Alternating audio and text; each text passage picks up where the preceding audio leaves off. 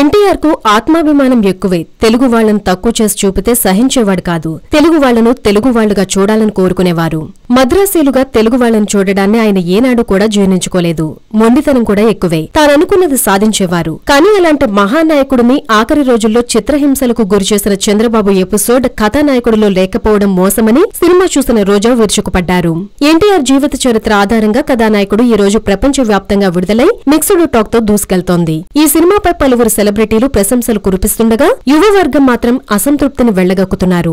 ఏది ఏమైనా టాక్ కి సంబంధం లేకుండా ఈ కథానాయకుడు బాక్సాఫీస్ ను కొల్లగొట్టడం ఖాయమని విశ్లేషకులు భావిస్తున్నారు.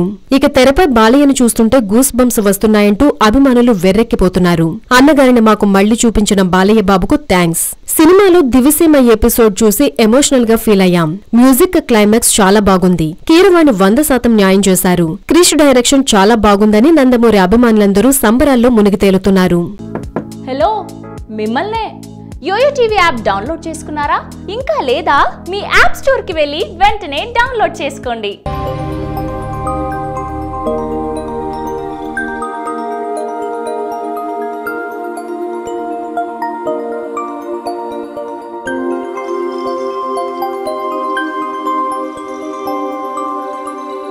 ఈ వీడియో గనుక మీకు నచ్చినట్లయితే లైక్ చేయండి, షేర్ చేయండి అండ్ సబ్స్క్రైబ్ చేయండి.